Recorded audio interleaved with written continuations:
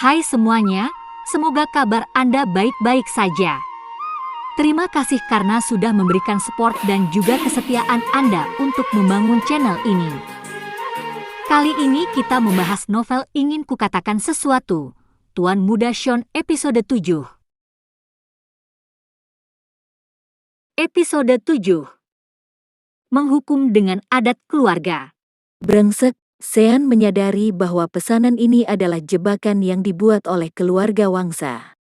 Merekalah yang sudah menjebaknya untuk datang kemari. Kunchoro bergegas menghampiri Sean dan bergegas kepadanya, "Buka semua pakaian dan topimu." Sean tampak bingung dan bertanya, "Apa maksudnya?" Pada saat ini, Sandy yang wajahnya terluka ikut datang dan menyahut, "Apa maksudnya? Apakah kamu tahu siapa dia? Dia adalah atasanmu, Direktur Perwakilan kami antar di Jakarta, Kunchoro Mangun." Kunchoro mendengus dingin dan berkata, "Kalau kamu tidak percaya, aku akan menyuruh manajer Sabto yang mempekerjakanmu itu untuk meneleponmu." Tak lama kemudian, manajer Sabto menelepon Sean. "Sean, bagaimana bisa kamu menyinggung Direktur Kunchoro? Kamu sudah dipecat olehnya."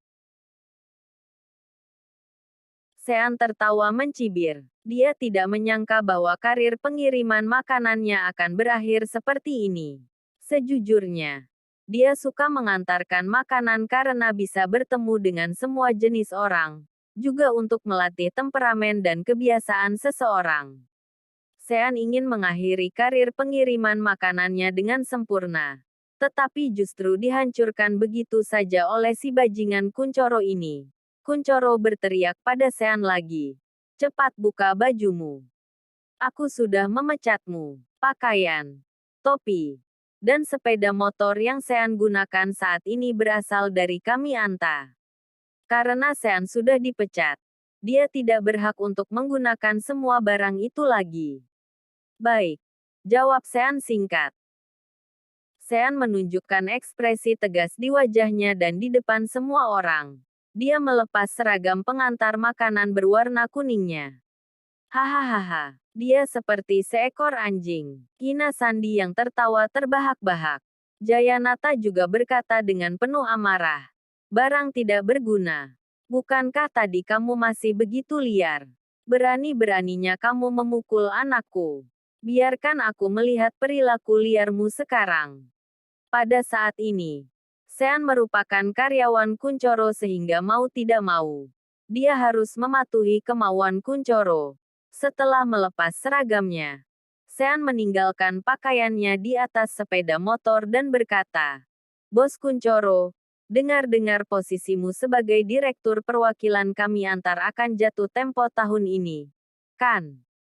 Kunchoro tertegun sejenak, lalu menyahut, "Apa urusannya denganmu?" Sean tersenyum dan berkata, "Kamu tidak perlu pergi ke Jakarta Pusat untuk membahas pembaruan kontrak karena kamu tidak akan menjadi perwakilan kami antar lagi." Sean memiliki beberapa kesan terhadap Presiden Direktur kami antar yang selalu ingin berkenalan dengan keluarga Yuwono, tetapi selalu saja ditolak oleh kakeknya. Hanya dengan menyapa Presiden Direktur tersebut, seseorang yang bernama Kunchoro Mangun ini akan langsung menghilang dari Jakarta. Kunchoro menaruh harapan untuk menjadi perwakilan kami antar di Jakarta untuk menghasilkan uang. Perkataan Sean ini membuatnya menjadi sangat marah. "Kamu ini apa?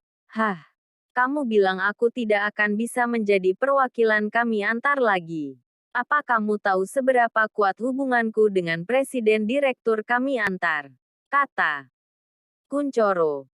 Saat itu, tidak ada yang optimis dengan perkembangan layanan pesan antar.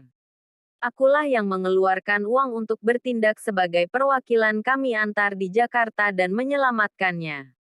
Kali ini, aku akan mengeluarkan 10 miliar. Sean tersenyum dingin dan berkata, "Bahkan jika kamu mengeluarkan 100 miliar pun, kamu tidak akan menjadi perwakilan kami antar. Coba saja jika tidak percaya." Kunchoro benar-benar kesal karena apa yang dikatakan Sean hingga tidak mampu berkata-kata. "Kamu." Pada saat ini, Nenek Wangsa tiba-tiba menyahut, "Sean, Dasar kamu tidak berguna. Sudah. Jangan bicara omong kosong. Awalnya, kamu bersalah karena sudah selingkuh dari Giana. Sesudah itu, kamu memukul cucuku. Hari ini, di depan seluruh tamu yang hadir, aku akan menghukummu dengan adat keluarga. Apa kamu berani masuk? Bentak nenek Wangsa lagi. Sean mendengus dingin dan menjawab, kenapa tidak berani? Sean melirik pintu masuk Hotel Marriott. Selain keluarga Wangsa yang berkuasa, terdapat banyak tamu yang datang untuk menghadiri pesta ulang tahun nenek Wangsa. Sean tahu bahwa tamu-tamu ini adalah tokoh terkemuka di Jakarta. Terlepas dari pemerintahan ataupun Tanah Abang. Tidak peduli itu pengusaha ataupun seniman.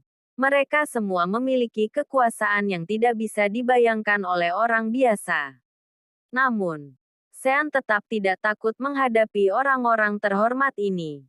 Bukankah mereka hanyalah kalangan kelas atas kecil di Jakarta saja? Seekor naga tidak akan bisa dipermainkan oleh seekor udang. Begitu pikir Sean. Shaun melangkah dengan tegas dan mengikuti keluarga Wangsa ke lobi hotel kerana nenek Wangsa sedang merayakan ulang tahunnya.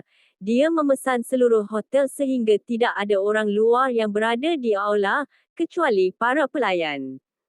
Bahkan, setelah Shaun masuk, para pelayan itu pun menghindar. Nenek Wangsa menduduki kursi yang berada di tengah ruang tamu.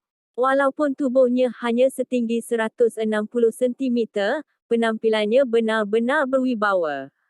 Setelah duduk, nenek Wangsa berseru, "Bajingan! Masih tidak berlutut." Shaun melihat sekeliling selama beberapa saat, kemudian menjawab, "Kenapa aku harus berlutut?" Nyonya besar keluarga Wangsa itu pun berkata, 3 tahun lalu, kamu masuk menjadi bagian keluarga Wangsa kami. Kamu juga pernah berjanji dengan mulutmu sendiri bahawa begitu kamu melakukan sesuatu yang menyakiti keluarga Wangsa, kamu akan menerima hukum adat keluarga Wangsaku. Aku tanya padamu, apa janjimu pada saat itu masih bisa diperhitungkan? Sean menegakkan tubuhnya dan menjawab, tentu saja apa yang aku, Sean Yuwono, katakan bisa diperhitungkan. Bagus. Ambil penggaris naga raksasa keluarga Wangsaku. Dengan perintah dari nenek Wangsa, Jayanata segera menyerahkan penggaris naga raksasa yang sudah disiapkannya. Penggaris naga raksasa ini merupakan peninggalan nenek moyang keluarga Wangsa yang terbuat dari logam dan lebih besar dari penggaris biasa. Awalnya, penggaris ini hanya digunakan sebagai alat ukur. Tetapi, penggaris ini kemudian menjadi alat untuk hukum adat keluarga. Jika ditampar dengan benda ini, setidaknya akan sakit selama 3 hari.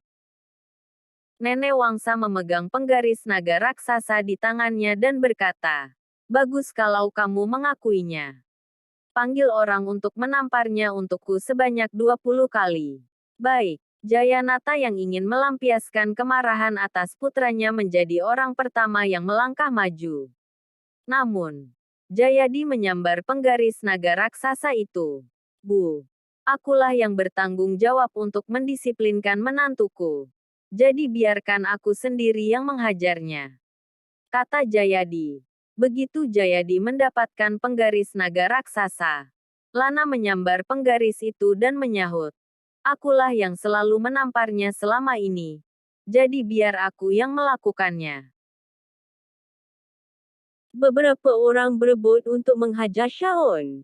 Akan tetapi, seseorang yang sama sekali tidak disangka oleh Shaun adalah isterinya, Giana, yang ternyata juga angkat bicara. Dia adalah suamiku, jadi biar aku yang memukulnya. Seru Giana, tangan lencir dan putih Giana yang selama 3 tahun ini tidak pernah dipegang oleh Shaun kini mengambil penggaris naga raksasa itu. Terima kasih sudah mengikuti channel Wan dan Putra Orsia. Jangan lupa subscribe, like and share. Tunggu episode 8 selanjutnya. Salam silaturahim.